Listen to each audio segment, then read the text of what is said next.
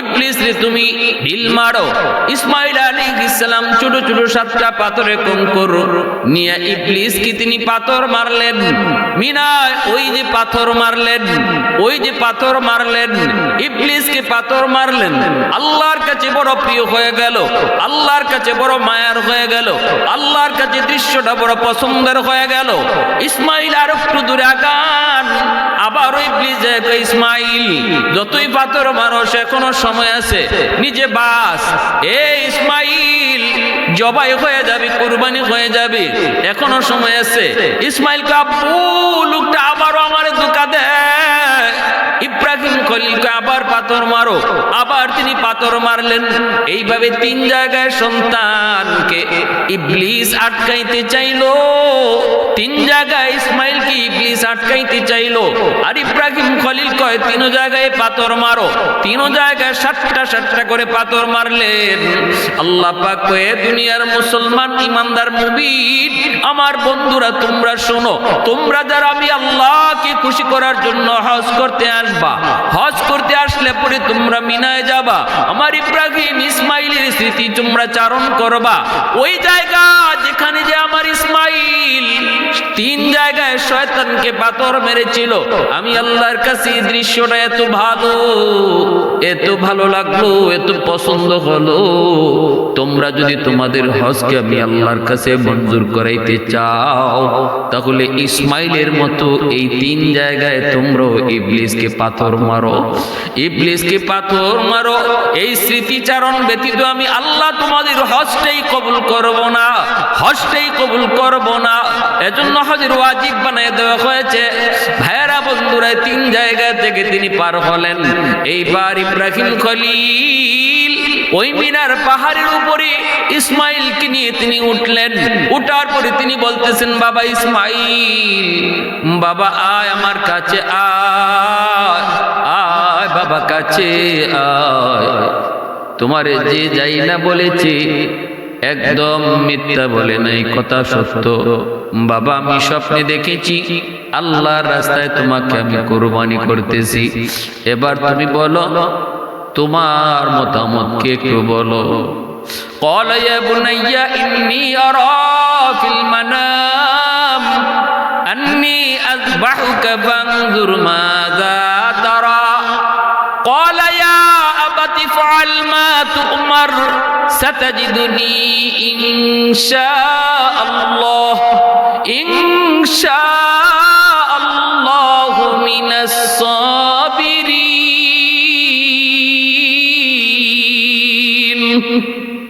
ইব্রাহিম খলিল যখন পরামর্শ চান, মতামত চান, তখন ইসমাইল ছোট্ট বালক, যেমন বাবা তেমন ছেলে, আওয়াজ দিয়ে কয়, বাবা আমাকে আপনি ধৈর্যশীলদের অন্তর্ভুক্ত পাইবেন, আমি অধৈর্য হব না গো বাবা। আল্লাহ আপনার স্বপ্নে যা দেখাইছে এটা আল্লাহ পাকের অবশ্যই নির্দেশ, কারণ আপনি আল্লাহর বন্ধু, কারণ আপনি হলেন আল্লাহ পাকের পয়গম্বর।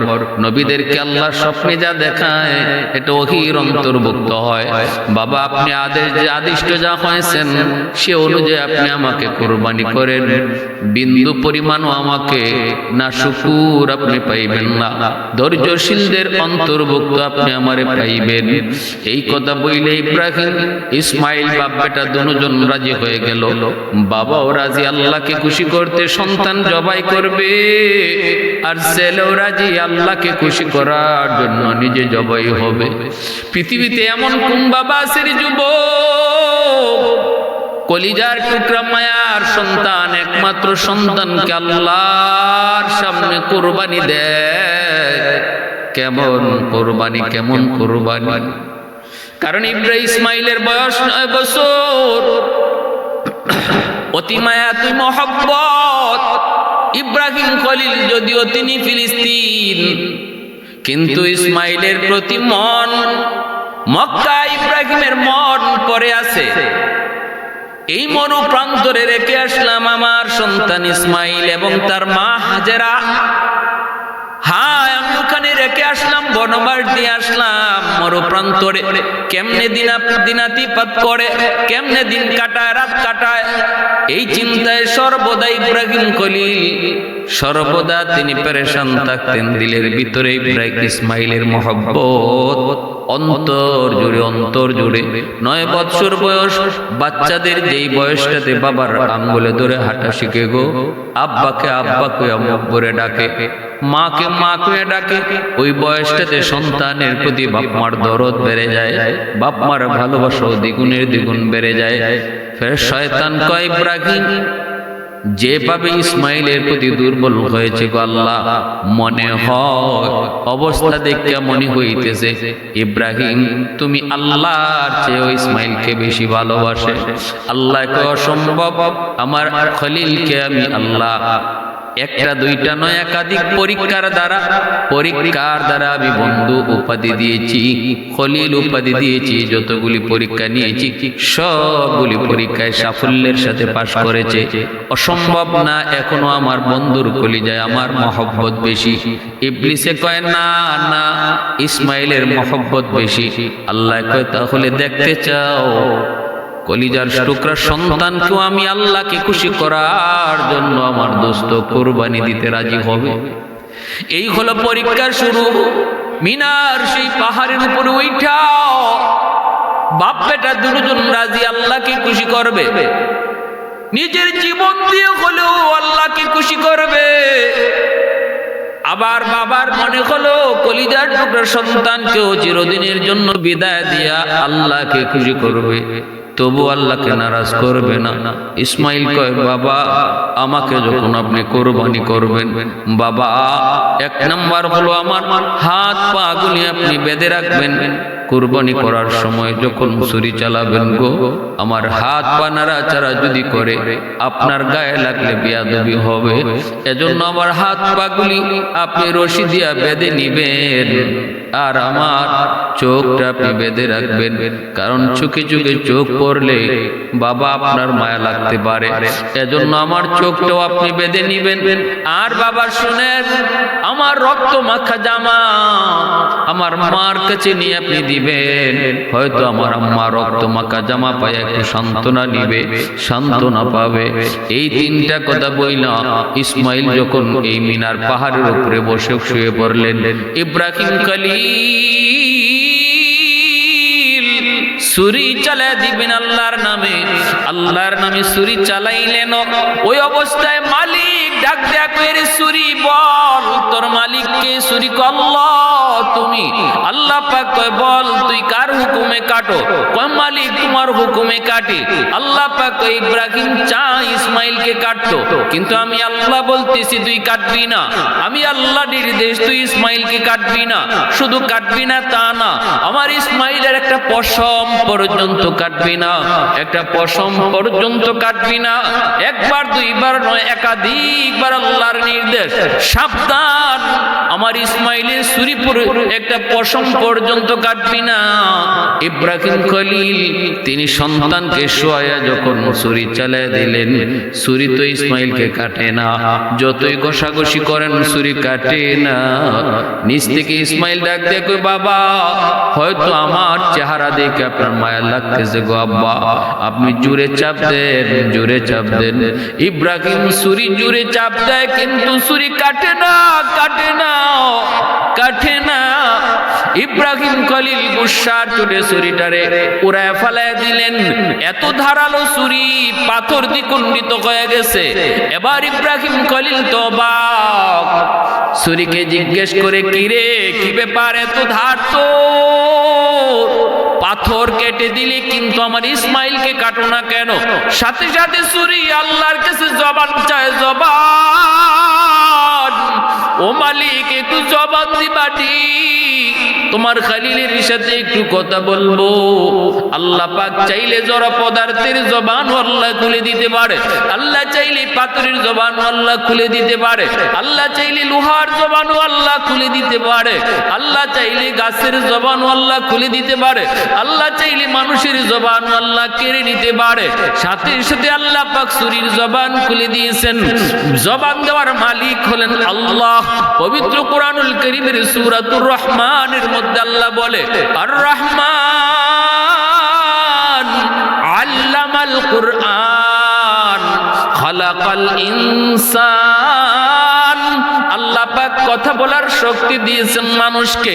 আল্লাহ চাইলে সেই মানুষের জবান আল্লাহ কেড়ে নিতে পারে, আল্লাহ চাইলে সেই জবান ছুরিকেও দিতে পারে। মুহূর্তের ভিতরে আল্লাহ ছুরির জবান খুলে দিলেন।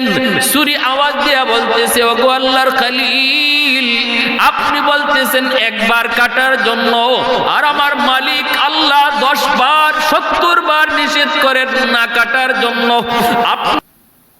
জিলহজ মাসের 8 তারিখ আল্লাহর খলিল ইব্রাহিম আলাইহিস সালাম তিনি যখন সিরিয়া থেকে মক্কায় আসলেন,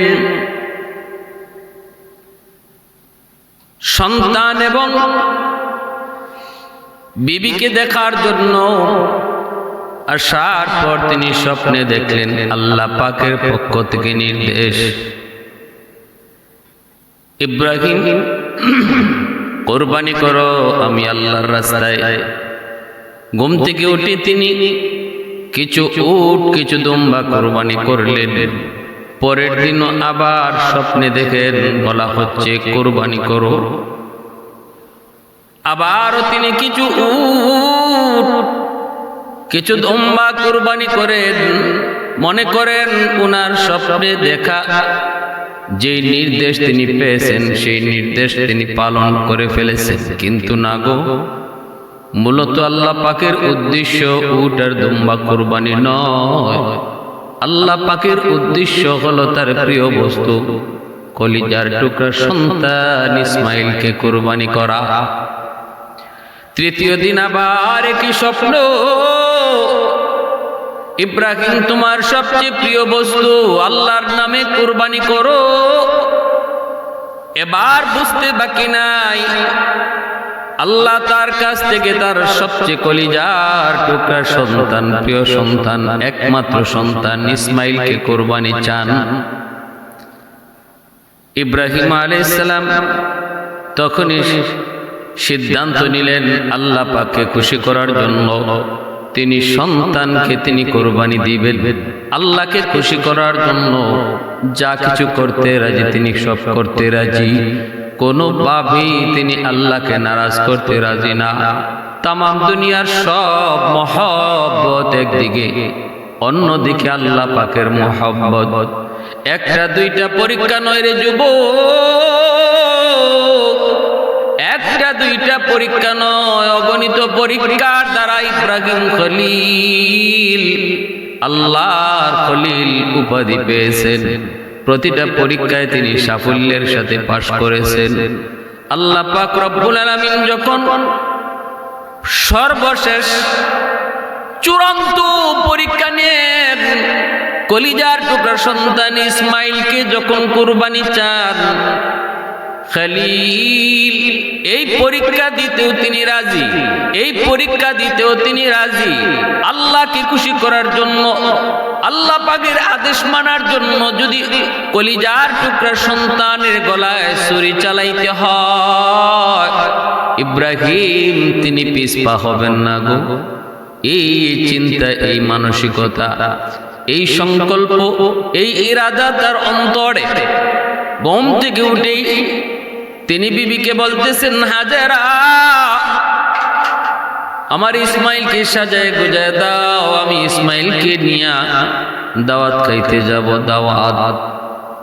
বিবি হাজেরা বাবা সন্তানকে নিয়ে দাওয়াত খাইতে যাবে, এই কথাটা শুনে অত্যন্ত আনন্দিত হলেন। কারণ আমার ইসমাইল অনেক দিন, 1 বছর 2 বছর নয় গো, বছরের পর বছর, বছরের পর বছর, 9 বছর হয়ে গেল আমার ইসমাইল বাবার আদর থেকে বঞ্চিত, মাহরুম। আজ বাবা আমার সন্তানকে নিয়ে দাওয়াত খাইতে যাবে। মা আনন্দিত, শুধু তা না, যার পর নাই আনন্দিত হলেন।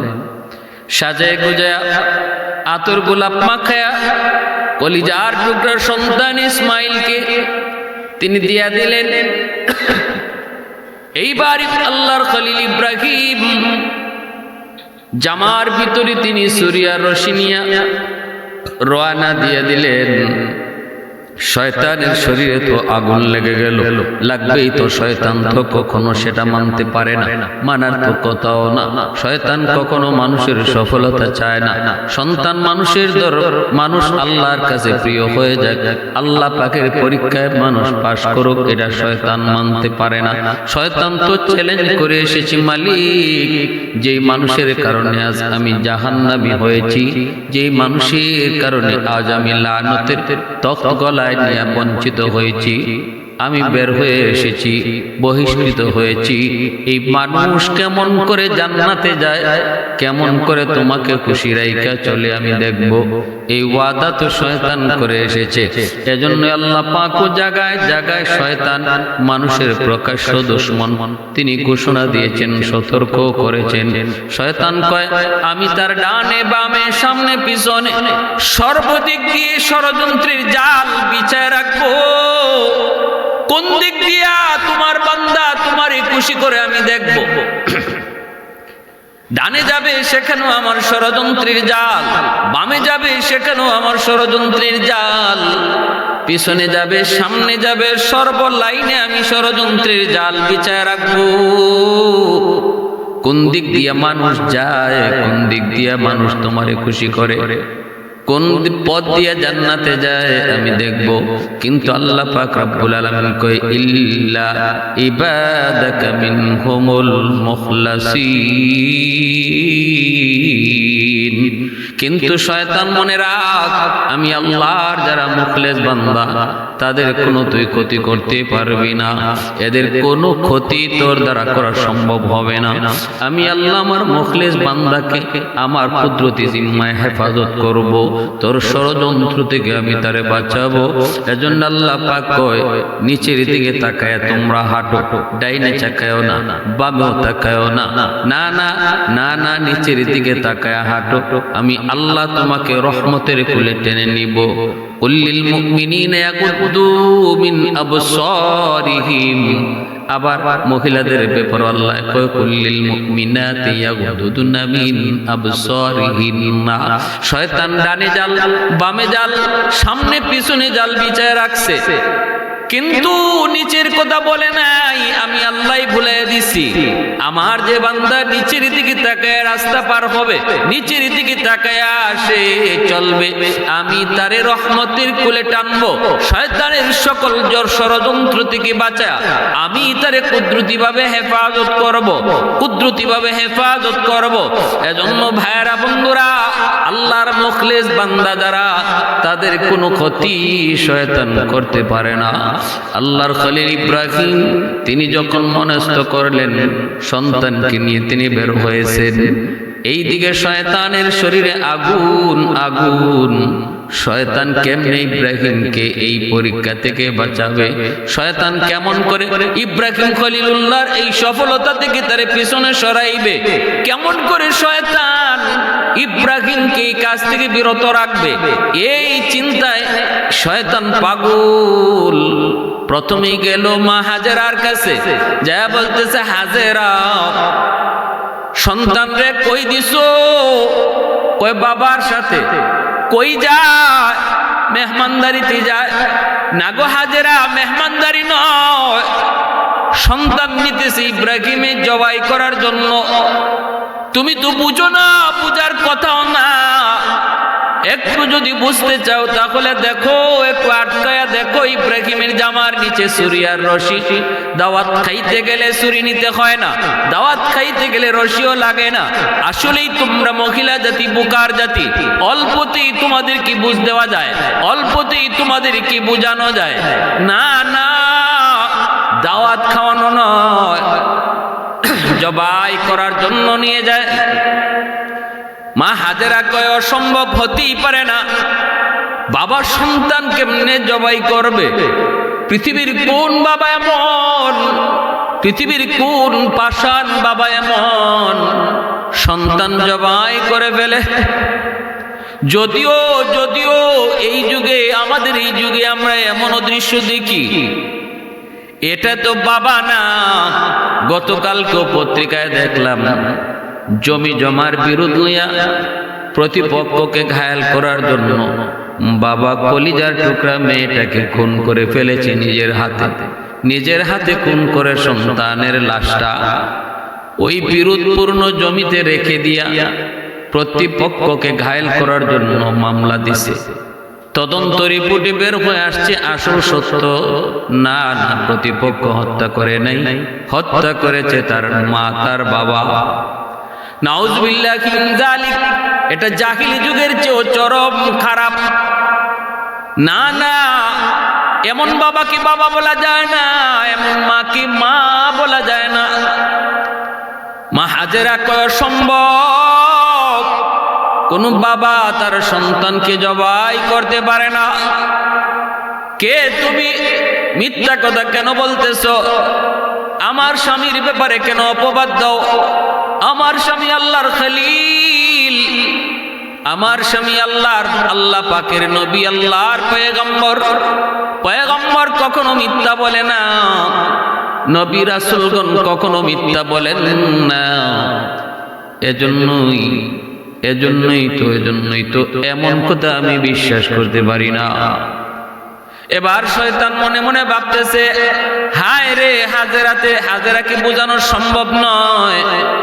আসল কথাটা না বলা পর্যন্ত হাজেরাকে বোঝানো সম্ভব হবে না। এগো হাজেরা শোনো, আমি যা বলেছি ঠিক বলেছি, আমি যা বলেছি ঠিক বলেছি। তোমার স্বামী সন্তানকে মেহমানদারি করাইতে নেয় না, সন্তান নিয়ে রওনা দিছে জবাই করার জন্য।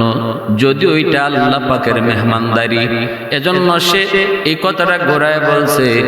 মূলত কাহিনী হলো তোমার সন্তানকে জবাই করার নির্দেশ আল্লাহর পক্ষ থেকে এসেছে।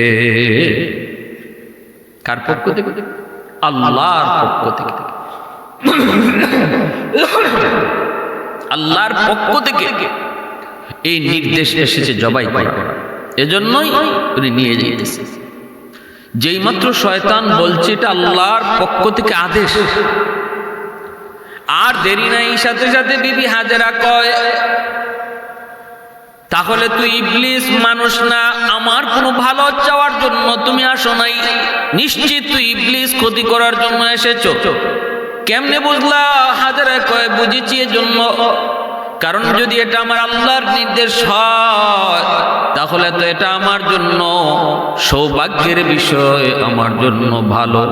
পৃথিবীতে হাজারো সন্তান থাকার পরেও আল্লাহ আমার সন্তানকে তার নামে কোরবানি কবুল করেছে, এটা আমার জন্য বড় সৌভাগ্যের বিষয় গো।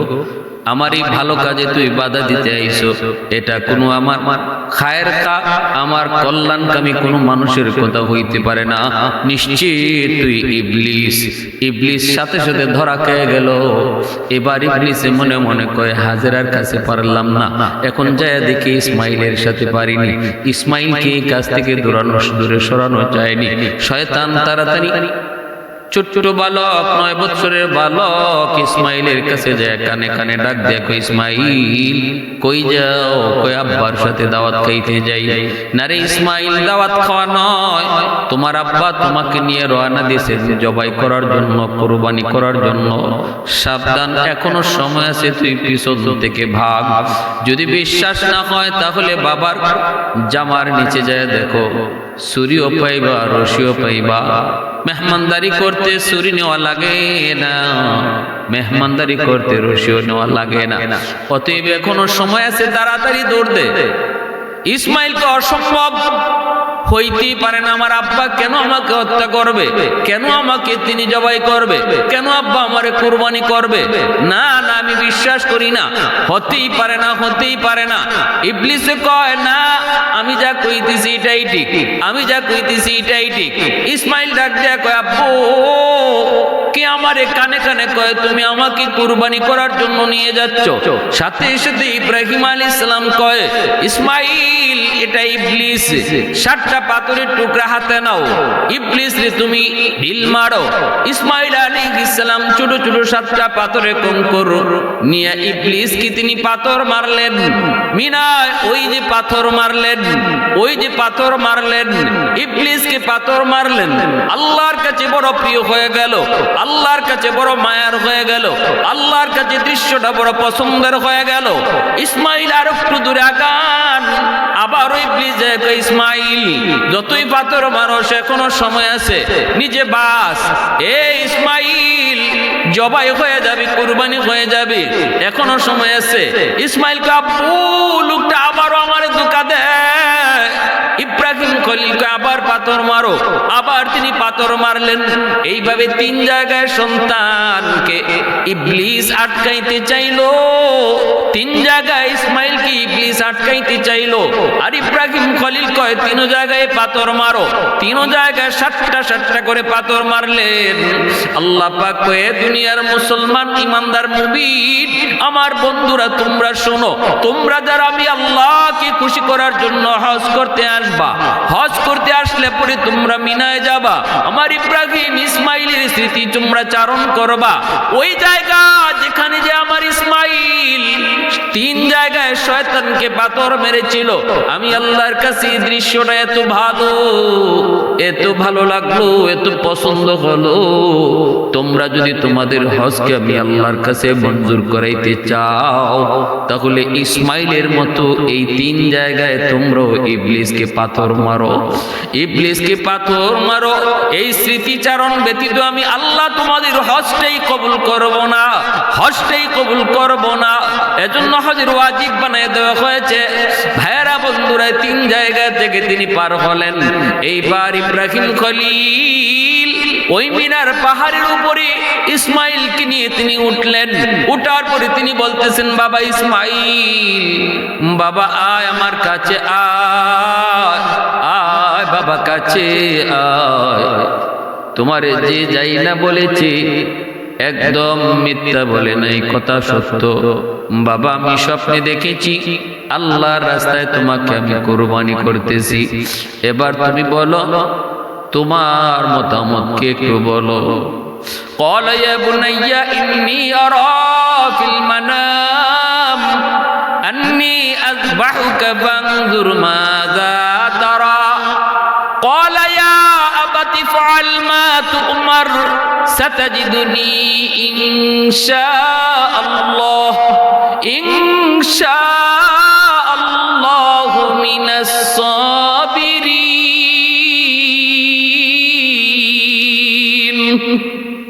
ইব্রাহিম খলিল যখন পরামর্শ চান, মতামত চান, তখন ইসমাইল ছোট্ট বালক, যেমন বাবা তেমন ছেলে, আওয়াজ দিয়ে কয়, বাবা আমাকে আপনি ধৈর্যশীলদের অন্তর্ভুক্ত পাইবেন, আমি অধৈর্য হব না গো বাবা। আল্লাহ আপনার স্বপ্নে যা দেখাইছে এটা আল্লাহ পাকের অবশ্যই নির্দেশ, কারণ আপনি আল্লাহর বন্ধু, কারণ আপনি হলেন আল্লাহ পাকের পয়গম্বর। নবীদেরকে আল্লাহ স্বপ্নে যা দেখায় এটা ওহীর অন্তর্ভুক্ত হয়। বাবা আপনি আদিষ্ট যা হয়েছেন সে অনুযায়ী আপনি আমাকে কুরবানি করেন, বিন্দু পরিমাণও আমাকে না শুকুর আপনি পাইবেন না, ধৈর্যশীলদের অন্তর্ভুক্ত আপনি আমারে পাইবেন। এই কথা বইলে ইব্রাহিম ইসমাইল বাপ বেটা দুজন রাজি হয়ে গেল। বাবাও রাজি আল্লাহকে খুশি করতে সন্তান জবাই করবে, আর ছেলেও রাজি আল্লাহকে খুশি করার জন্য নিজে জবাই হবে। পৃথিবীতে এমন কোন বাবা আছে রে যুবক, কলিজার টুকরা মায়ার সন্তান, একমাত্র সন্তানকে আল্লাহর সামনে কুরবানি দেয়? কেমন কুরবানি, কেমন কুরবানি! কারণ ইসমাইলের বয়স 9 বছর, অতি মায়া তুই মহব্বত। ইব্রাহিম খলিল যদিও তিনি ফিলিস্তিন, কিন্তু ইসমাইলের প্রতি মন, মক্কা ইব্রাহিমের মন পড়ে আছে। এই মরু প্রান্তরে রেখে আসলাম আমার সন্তান ইসমাইল এবং তার মা হাজেরা। হ্যাঁ, আমি ওখানে রেখে আসলাম, বনবাস দিয়ে আসলাম মরু প্রান্তরে। কেমনে দিনাতিপাত করে, কেমনে দিন কাটায়, রাত কাটায়, এই চিন্তায় সর্বদা ইব্রাহিম খলিল সর্বদা তিনি পেরেশান থাকতেন। দিলের ভিতরে ইসমাইলের মহব্বত অন্তর জুড়ে 9 বছর বয়স বাচ্চাদের যেই বয়সটাতে বাবার আঙ্গুলে ধরে হাঁটা শিখে গো, আব্বাকে আব্বা কইয়া মুখ ভরে ডাকে, মাকে মা কইয়া ডাকে, ওই বয়সটাতে সন্তানের প্রতি বাপ মার দরদ বেড়ে যায়, বাপ মার ভালোবাসাও দ্বিগুণের দ্বিগুণ বেড়ে যায়। ফের শয়তান কয় ইব্রাহিম যেভাবে ইসমাইলের প্রতি দুর্বল হয়েছে গো আল্লাহ, মনে হয় অবস্থা দেখে মনে হইতেছে ইব্রাহিম তুমি আল্লাহর চেয়ে ইসমাইলকে বেশি ভালোবাসে। আল্লাহকে অসম্ভব, আমার খলিলকে আমি আল্লাহ একটা দুইটা নয় একাধিক পরীক্ষার দ্বারা আমি বন্ধু উপাধি দিয়েছি, খলিল উপাধি দিয়েছি। যতগুলি পরীক্ষা নিয়েছি সবগুলি পরীক্ষায় সাফল্যের সাথে পাশ করেছে। অসম্ভব না, এখনো আমার বন্ধুর কলিজায় আমার মহব্বত বেশি। ইবলিসে কয় না না, ইসমাইলের মহব্বত বেশি। আল্লাহ কয় তাহলে দেখতে চাও কলিজার টুকরা সন্তানকেও আমি আল্লাহকে খুশি করার জন্য আমার দোস্ত কুরবানি দিতে রাজি হবে। এই হলো পরীক্ষার শুরু। মিনার সেই পাহাড়ের উপরে উঠাও, বাপ বেটা দুজন রাজি আল্লাহকে খুশি করবে, নিজের জীবন দিয়ে হলেও আল্লাহকে খুশি করবে। আবার বাবার মনে হলো কলিজার টুকরা সন্তানকেও চিরদিনের জন্য বিদায় দিয়া আল্লাহকে খুশি করবে, তবু আল্লাহকে নারাজ করবে না। ইসমাইল কয় বাবা আমাকে যখন আপনি কোরবানি করবেন, বাবা 1 নাম্বার হলো আমার হাত পা গুলি আপনি বেঁধে রাখবেন। কুরবানি করার সময় যখন ছুরি চালাবেন গো, আমার হাত পা নাড়াচাড়া যদি করে আপনার গায়ে লাগলে বেয়াদবি হবে। এজন্য আমার হাত পা গুলি আপনি রশি দিয়া বেঁধে নিবেন, আর আমার চোখটা আপনি বেঁধে রাখবেন, কারণ চোখে চোখে চোখ পড়লে বাবা আপনার মায়া লাগতে পারে।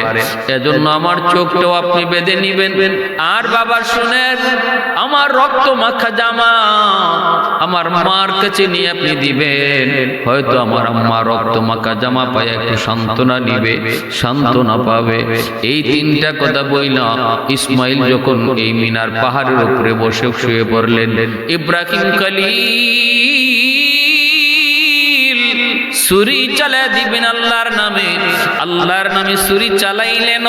ওই অবস্থায় মালিক ডাক দেয়া কইরে ছুরি বল তোর মালিককে, ছুরি আল্লাহ তুমি। আল্লাহ পাক কয় বল তুই কার হুকুমে কাটো? কয় মালিক তোমার হুকুমে কাটি। আল্লাহ পাক কয় ইব্রাহিম চা ইসমাইলকে কাটতো, কিন্তু আমি আল্লাহ বলতেছি তুই কাটবি না। আমি আল্লাহ নির্দেশ, তুই ইসমাইলকে কাটবি না।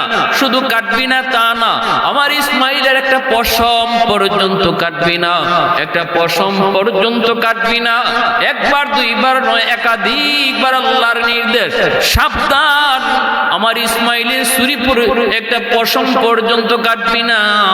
ইব্রাহিম খলিল তিনি সন্তানকে শোয়া যখন ছুরি চালিয়ে দিলেন, ছুরি তো ইসমাইলকে কাটে না, যতই ঘষাঘষি করেন ছুরি কাটে না।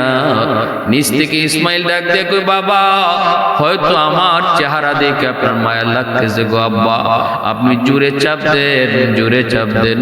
ইব্রাহিম ছুরি জোরে চাপ দেয়, কিন্তু ছুরি কাটে না, কাটে না, কাটে না। ইব্রাহিম খলিল গুসার চোটে ছুরিটারে উড়ায় ফেলায় দিলেন। এত ধারালো ছুরি পাথর দ্বিখণ্ডিত হয়ে গেছে। এবার ইব্রাহিম খলিল তো অবাক, ছুরিকে জিজ্ঞেস করে কিরে কি ব্যাপার, এত ধার তো, পাথর কেটে দিলি কিন্তু আমার ইসমাইলকে কাটো না কেন? সাথে সাথে ছুরি আল্লাহর কাছে জবান চায়, জবান, ও মালিক একটু জবান দিবাটি, তোমার খলিলের সাথে একটু কথা বলবো। আল্লাহ পাক চাইলে জড় পদার্থের জবান আল্লাহ খুলে দিতে পারে, আল্লাহ চাইলে পাথরের জবান আল্লাহ খুলে দিতে পারে, আল্লাহ চাইলে লোহার জবান আল্লাহ খুলে দিতে পারে, আল্লাহ চাইলে গাছের জবান আল্লাহ খুলে দিতে পারে, আল্লাহ চাইলে মানুষের জবান আল্লাহ কেড়ে নিতে পারে। সাথে সাথে আল্লাহ পাক ছুরির জবান খুলে দিয়েছেন। জবান দেওয়ার মালিক হলেন আল্লাহ। পবিত্র কোরআনুল কারীমের সূরাতুর রহমানের মধ্যে আল্লাহ বলে আর রহমান আল্লামাল কুরআন খালাকাল ইনসান আল্লাহ পাক কথা বলার শক্তি দিয়েছেন মানুষকে। আল্লাহ চাইলে সেই মানুষের জবান আল্লাহ কেড়ে নিতে পারে, আল্লাহ চাইলে সেই জবান ছুরিকেও দিতে পারে। মুহূর্তের ভিতরে আল্লাহ ছুরির জবান খুলে দিলেন। ছুরি আওয়াজ দিয়া বলতেছে, ওগো আল্লাহর খলিল, আপনি বলতেছেন একবার কাটার জন্য, আর আমার মালিক আল্লাহ 10 বার 70 বার নিষেধ করেন না কাটার জন্য। আপনি বলেন কাটো, আল্লাহ কয় কাইটো না। আপনি বলেন একবার, আল্লাহ বলেন 70 বার।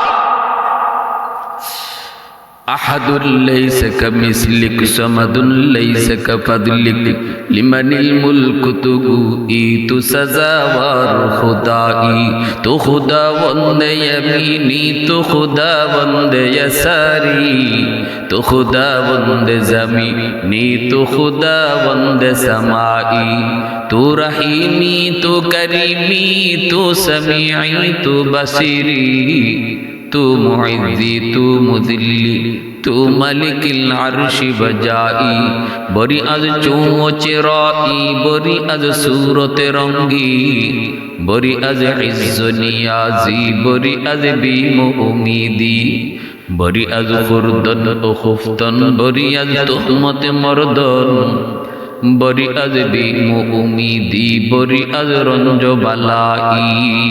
সুবহানাল্লাহ, আল্লাহু আকবার, সুবহানাল্লাহি ওয়া বিহামদিহি সুবহানাল্লাহিল আযীম। ছুরির জবান আল্লাহ খুলে দিয়েছেন। ছুরি কয়, নবী গো, আপনি কইতেছেন একবার কাটার জন্য, আর আল্লাহ কইতেছে 70 বার না কাটার জন্য। আমি কার কথা মানব? সাথে সাথে ইব্রাহিম খলিল অবাক হয়ে গেলেন। আমার আল্লাহই তো আমাকে নির্দেশ দিয়েছে কাটার জন্য, তুই কোস কি? আবার ছুরি চালাইলেন। ইসমাঈল আলাইহিস সালাম নিজ থেকে আওয়াজ দিয়ে বলতেছে, বাবা, মনে হয় আমার চেহারা দেখে আপনার মায়া লাগছে, এজন্য ছুরি চালাইতে পারেন না, চাপ দিতে পারেন না।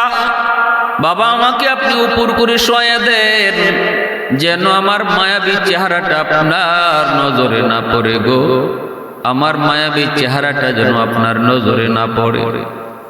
ইব্রাহিম আলাইহিস সালাম ইসমাঈল আলাইহিস সালামকে উপর করে শোয়া দিলেন, চেহারাটা যেন তার নজরে না পড়ে। বাবা এইবার ছুরি চালাইলেন। বাবার চোখটাও বন্ধ। ইসমাঈল কয়, আব্বা, আপনার চোখটাও আপনি বন্ধ করে নেন, যেন বিন্দু পরিমাণ আমার চেহারা আপনার নজরে না পড়ে, আমার চেহারাও যেন আপনার নজরে না পড়ে গো আব্বা। ইব্রাহিম খলিল যখন চোখটা বন্ধ করে নিছেন, আর রাসূলি একের পর এক তিনি চেষ্টা করেই যাচ্ছেন। সর্বোচ্চ চেষ্টা যখন শুরু করলেন, বিন্দু পরিমাণ দিলের ভিতরে আর কোন ধরনের সন্তানের প্রতি দরদ আর মায়া নাই, শুধু আল্লাহর মহব্বত আর ভালোবাসা। ছুরি চলে ইসমাইলের গলায়, আসমান কাঁপে, জমিন কাঁপে। ছুরি চলে ইসমাইলের গলায়, ফেরেশতারা আল্লাহু আকবারের চিৎকারে আওয়াজ দেয়। ছুরি চলে ইসমাইলের গলায়, ফেরেশতারা আল্লাহু আকবার কয়। ছুরি চলে ইসমাইলের গলায়, জিবরাইল আল্লাহু আকবার কয়, মালিক আর পরীক্ষা করা লাগবে না, আল্লাহ তোমার বন্ধু, তোমার কেমনে খলিল হয়েছে আমাদের বুঝ হয়ে গেছে মালিক, আল্লাহ আর পরীক্ষা লাগবে না গো আল্লাহ। ছুরি চালাইতেছেন 100 যখন দিলের ভিতরে আল্লাহর প্রেম, আল্লাহর মহব্বত প্রমাণিত হয়ে গেল, তখনই আল্লাহ পাক রব্বুল আলামিন কয়, জিবরাইল কোথায় আছো? কয়, মালিক আমি তো আমার জায়গায় সিদরাতুল মুনতাহায়। আল্লাহ পাক কয়, দ্রুত যাও, দেরি করো না, জান্নাতি দুম্বা লয়া তুমি দ্রুত যাও, যাই আমার ইসমাইলকে ছুরির নিচ থেকে সরায় জান্নাতি জুম্বাটা ইব্রাহিমের ছুরির নিচে ঢুকায় দাও, আমার ইসমাইলকে তুমি পাশে দাঁড় করাও। জিবরাইল আমি এত দ্রুত জান্নাতি দুম্বা লয়ে আসলেন। জিবরাইল কয়, আমি 24,000 বার দুনিয়াতে এসেছি, 3 বার আমি কেমনে আইছি আমি নিজেও জানি না, এত দ্রুত আইছি, 3 বার দুনিয়াতে আমি খুব দ্রুত আইছি, এত দ্রুত আইছি। একবার হলো ইউসুফকে যখন কুয়ার মধ্যে ফেলানো হয়, তখন আল্লাহ কইছিল, জিবরাইল কই আছো? কয়, মালিক আমি সিদরাতুল মুনতাহায়। এ জিবরাইল দ্রুত কুয়ায় যাও, আমার ইউসুফ ইউসুফকে উপর থেকে ফলানো হয়ে গেছে, নিচে পড়ার আগে আগে আমার ইউসুফকে তুমি কুলে তুলো। জিব্রাইল কয় আমি কেমনে আইছি জানি না, এত দ্রুত আইছি। আরেকবার হলো ইব্রাহিম যখন ইসমাইলকে কুরবানি করে, আল্লাহ যখন কয় জিব্রাইল চূড়ান্ত পরীক্ষা শেষ, দ্রুত জমিনে যাও, জান্নাতি দুম্বা ইসমাইলের জায়গায় শোয়া দাও। ওই সময়টা তো আমি কেমনে আইছি নিজেও জানি না। আরেকবার জিব্রাইল কয় পৃথিবীতে আইছি এত দ্রুত, সেই সময়টা হলো আমার নবী মুহাম্মদুর রাসূলুল্লাহ সাল্লাল্লাহু আলাইহি ওয়াসাল্লাম কি তায়েফের জমিনে উশৃঙ্খল যুবকেরা যখন মারলো, আমার আল্লাহর হাবিবের শরীর থেকে যখন রক্ত ঝরে, রক্ত যখন জমিনে পড়ে যাবে, ফুটা জমা হয়ে গেছে, জমিনে পড়ে যাবে, জমিনে পড়লে জমিন বরদাস্ত করতে পারবে না, জমিনে ভূমিকম্প শুরু হয়ে যাবে, আযাব গজব শুরু হয়ে যাবে। আল্লাহর হাবিবের দু জাহানের বাচ্চার রক্ত জমিনে পড়বে, এই জমিন টিকবে না। কই আমার ওয়াদা, আমার বন্ধু যতদিন জীবিত থাকবে আমি জমিনকে এমন ভাবে ধ্বংস করব না। এ জিব্রাইল, রক্তের ফুটা মাটিতে পড়ার আগে আগে, আমার বন্ধুর শরীর থেকে রক্তের ফুটা মাটিতে পড়ার আগে আগে তুমি যা রক্তের ফুটা নিজের হাতে লও। জিব্রাইল কয় আমি ওই সময়টা তো কেমনে আইছি জানি না। এই 3টার সময় জিব্রাইল আমিন খুব দ্রুত জমিনে আইছেন। ইসমাইল যখন শোয়া যা, ইব্রাহিম খলিল যখন ছুরি চালায় দিয়েছেন, তখনই আল্লাহ পাক রব্বুল আলামিন কয় জিব্রাইল দ্রুত যাও, চূড়ান্ত পরীক্ষা শেষ। জিব্রাইল আমিন এসে ইসমাইলকে নিচ থেকে সরায়া জান্নাতি দুম্বা নিচে শোয়া দিলেন। ইব্রাহিম খলিলের চোখ তো বাঁধা, তিনি তো কিছুই দেখলেন না। জান্নাতি দুম্বা যখন নিচে শোয়া দিয়েছেন, ইসমাইল ইব্রাহিম আলাইহিস সালাম তিনি তো ছুরি চালাইতেছেন, ছুরি ঘষাইতেছেন, কিন্তু কাটে না। হঠাৎ করে ইব্রাহিম খলিল টের পেলেন কেটে গেছে। হায় হায়, আল্লাহু আকবার, কেটে গেছে। খসখস করে আওয়াজ বের হয়েছে, রক্ত পড়ার আওয়াজও তিনি শুনতেছেন। চোখ তো কাপড় দিয়ে বাঁধা, যেন মায়া না লাগে। যেই মাত্র তিনি টের পেলেন ছুরি চলতেছে, রক্ত পড়ার আওয়াজ পেয়েছেন, গড়গড় শব্দ হচ্ছে, ইব্রাহিম খলিল আল্লাহু আকবার কইয়া খুশিতে তিনি চোখটা খুললেন। দেখবেন কলিজার টুকরা সন্তান, একমাত্র সন্তান ইসমাইলের কল্লাটা একদিকে, দেহটা আরেকদিকে। হয়তো এই দৃশ্যটা দেখবেন, চোখটা খুলছেন, কিন্তু না গো, চোখ খুইলা দেখেন জবাই হয়েছে দুম্বা, আর পাশে দাঁড়ায় আছে ইসমাইল হাসতেছে, ইসমাইলের পাশে জিব্রাইল দাঁড়ায় আছে। আল্লাহর খলিল যখন দেখলেন দুম্বা জবাই হয়ে গেছে, ইসমাইল পাশে দাঁড়ায় আছে, খলিল তখনও তিনি আল্লাহ পাকের আদেশের কথা মনে হয়ে গেছে। আল্লাহ তো কইছে আমার ইসমাইলকে জবাই করতাম। টান দিয়ে ইসমাইলকে টান দিয়ে আবার টানাটানি শুরু করছে। আয় বাবা আয়, কে থেকে কি হয়ে গেল, দুম্বা কোথা থেকে আসলো, আয় বাবা আয় বাবা আয়, এখন করে কাটা যাবে, আয় আয় আয়। আবার যখন ইসমাইলকে টানা শুরু করলেন, তখনই আল্লাহ পাক ডাক দেয়া কয় বন্ধু খলিল আমার, আর ইসমাইলকে টাইনো না, আর ইসমাইলকে টানা লাগবে না, তোমার কুরবানি আমি আল্লাহ কবুল করে নিয়েছি। কদ সাদ্দাকতার রুইয়া, তুমি তোমার স্বপ্নকে সত্যায়িত করেছো। আমি আল্লাহ যা চেয়েছিলাম তুমি তা 100 আমারে দিয়েছো বন্ধু। আমার ফয়সালা ইসমাইলের জায়গায় জান্নাতি দুম্বা জবাই হবে, কুরবানি হবে। মূলত তোমার ইসমাইলের কুরবানি হয়েছে, ইসমাইলকে তুমি কুরবানি দিছো, এটা 100 সেটা পরীক্ষিত হয়ে গেছে। এই পরীক্ষায় তুমি পাশ করেছো, ইসমাইলকে আর কুরবানি করা লাগবে না, তার জায়গায় জান্নাতি দুম্বা কুরবানি হয়ে গেছে। ও বন্ধু, তুমি তো কুরবানি ইসমাইলই করছো,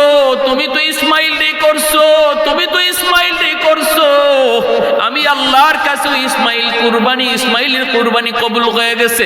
আমি আল্লাহর কাছে ইসমাইল কুরবানি হয়েছে, তোমার কাছে ইসমাইলি কুরবানি হয়েছে। পরীক্ষায় তুমি 100 সফল। 100 সফল, 100 সফল। এ দুনিয়ার মানুষ ওই সময় যদি আল্লাহ পাক ইসমাইলকে না সরায় জান্নাতি দুম্বা না দিতেন, আজ দুনিয়ার মানুষ কোরবানি করার সময় সন্তানকেও জবাই করা লাগতো, সন্তানকেই বাবা জবাই করা লাগতো।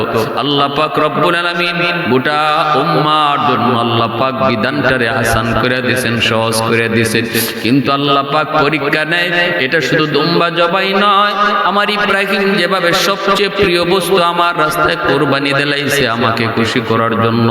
দুনিয়ার মুসলমান ইমানদারের দল, তোমরাও যারা আমার ইব্রাহিমের স্মৃতিচারণ করে কোরবানি করবা, মনে রাখবা এটা জন্তু কোরবানি না। এই জন্তু আমি আল্লাহর কাছে আয় না, জন্তুর রক্ত আয় না, জন্তুর মাংস আয় না। লান ইয়ানালাল্লাহা লুহুমুহা ওয়ালা দিমাউহা ওয়ালাকিন ইয়ানালুহুত তাকওয়া মিনকুম। তোমাদের তাকওয়া আমি আল্লাহর কাছে পৌঁছে, ইব্রাহিমের তাকওয়া আমার কাছে যেভাবে কবুল হয়েছে, তোমার তাকওয়াটাও এইভাবে আমার কাছে কবুল হবে। দুম্বা আর গরু আর ছাগল আর ভেড়া আমি আল্লাহ চাই না, আমি দেখতেছি আমাকে খুশি করার জন্য তুমি তোমার জীবনের সবচেয়ে মায়ার বস্তু আমার সামনে কোরবানি দিতে রাজি হও কিনা। এই পরীক্ষাটা আমি আল্লাহ কোরবানির মাধ্যমে নিতেছি। এজন্য ভাইরা বন্ধুরা সাবধান, কোরবানি করব, কোরবানি মানুষকে দেখার নিয়তে না। গরু কোরবানি করব এটাও মানুষকে দেখানোর জন্য না, গোশত খাওয়াও উদ্দেশ্য না। কোরবানির উদ্দেশ্য হবে আল্লাহ পাকের রাজামন্দি, আল্লাহর খুশি। 7 শরীকের ভিতরে কোনো একজনের অন্তরেও যদি গোশত খাওয়ার নিয়ত থাকে, তাহলে 7 জনের কোরবানি বাতিল হয়ে যাবে। অতএব কোরবানির নিয়ত হবে একমাত্র কাকে রাজি করা, আল্লাহ পাককে। কাকে? শুধুমাত্র আল্লাহ পাককে রাজি করা। একজনের অন্তরেও যদি থাকে, 7 শরীকের ভিতরে কারো যে গোশত খাইতাম, মানুষে কোরবানি না দিলে কি কইব, আমার বাচ্চারা কি খাইব, মানুষের কোরবানি দেখে আমার বাচ্চারা কানবো, এই জন্য কোরবানির শরীক হইতেছি, তাহলে তার এই বদ নিয়তের কারণে আরো যে 6 জন যাদের দিলের ভিতরে নিয়ত ছিল আল্লাহকে খুশি করা, এদের কোরবানিও বাতিল হয়ে যাবে। এজন্য 7 শরীকে কোরবানি দেওয়া খুব রিস্ক, জায়েজ আছে, শরীয়তে বৈধ। কিন্তু এমন লোক দেখে শরীক নেওয়া যাদের ভিতরে তাকওয়া আছে, যারা নামাজি, যারা দিনদার, যারা আল্লাহরে ডরায়, আল্লাহর বিধান মানে, এমন লোক দেখে শরীক নেওয়া। বেনামাজি লইয়া শরীক নিলে হয়তো তার দিলের ভিতরে গোশত খাওয়ার নিয়ত আইতে পারে, লোক লজ্জার ভয়ে কোরবানি দিতেছে এই নিয়ত আইতে পারে, যদি আয় তাহলে কোরবানি বাতিল হয়ে যাবে। আজ আমাদের সমাজে যদি আমরা চিন্তা করে দেখি, বহু মানুষের উপরে কোরবানি ওয়াজিব, কিন্তু আমরা কোরবানি মাসালা জানি না বিদায় আমরা এটা বুঝি না। নারীর পুরুষের উপর যেমন কোরবানি ওয়াজিব, নারীর উপরেও কোরবানি ওয়াজিব। কোরবানি এটা মুস্তাহাব কোন আমল নয়, কোরবানিটা হলো একটা ওয়াজিব আমল। কেউ যদি কোরবানি সামর্থ্যবান হওয়ার পরেও কোরবানি না করে, তাহলে ওয়াজিব তরকের কবিরা গুনাহ হবে। এটা এমন কোন আমল না যে দিলে সওয়াব, না দিলে কোনো গুনাহ নাই। না, কোরবানি যার উপরে ওয়াজিব তার অবশ্যই কোরবানি দিতে হবে। কার উপরে ওয়াজিব? স্বর্ণের ক্ষেত্রে 7.5 ভরি সোনা, আর রূপার ক্ষেত্রে 52.5 ভরি রূপা যার আছে তার উপরে কোরবানি ওয়াজিব। এখন যদি কেউ কয় হুজুর আমার 7.5 ভরি সোনা নাই, 52.5 ভরি রূপাও নাই, তবে কিছু টাকা আছে, তাহলে তোমার টাকা আর এই যেটুকু সোনাই আছে, যেটুকু রূপাই আছে, আর টাকা যেটা আছে ব্যাংকে রাখছো বা কারো হাতের জমা রাখছো, এমন কিছু টাকা পয়সা, এমন কিছু সম্পদ, এমন কিছু জমি জমা যা তোমার প্রয়োজনের অতিরিক্ত, যা তোমার প্রয়োজনে লাগে না, যেটা ফইরা রইছে, যেটা ছাড়াও আমার সংসার চলতেছে, এমন টাকা যদি তোমার হাতে থাকে, এমন সম্পদ যদি তোমার হাতে থাকে, এমন কোন আসবাব যদি দামি আসবাব তোমার ঘরে ফিরে থাকে, যেটা না হইলে তোমার সংসার চলে, এগুলার দাম তোমার ধরা হবে, দাম দইরা। আর স্বর্ণ রূপা এগুলাও যদি থাকে অথবা না থাকুক, সব মিলে যদি 52.5 ভরি রূপার সমান ওই জায়গা, তাহলে তার উপরে কোরবানি ওয়াজিব হয়ে যায়। 52.5 ভরি রূপার দাম বর্তমানে 50,000 টাকা। তাহলে 50,000 টাকা যদি আমরা হিসাব করি, দেখা যাইব এমন খালি পুরুষ না, বহু মহিলারও এমন টাকা 50,000 টাকার মতো বিভিন্ন মানুষের কাছে, বিভিন্ন সমিতিতে, বিভিন্ন ব্যাংকে বিভিন্ন জায়গায় লাগায় রাখছে, যেটা ছাড়াও তার সংসার চলতেছে, তাহলে ওই নারীর উপরেও তখন কোরবানি দেওয়া ওয়াজিব হয়ে যাবে। বা স্বামী যেমন কোরবানি দিবে, স্ত্রীর নামেও কোরবানি দিতে হবে। এবং কেউ যদি কারো নামে কোরবানি দেয়, কারো নাম শরীক করে, তাহলে মাসালা হলো তারে অবগতি করা, তারে জানানো।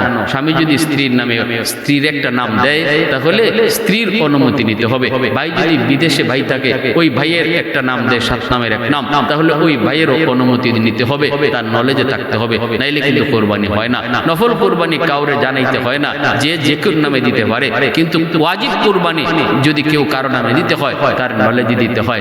আরেকটা মাসালা হলো, আজকে আমাদের সমাজে কিছু মানুষ এমন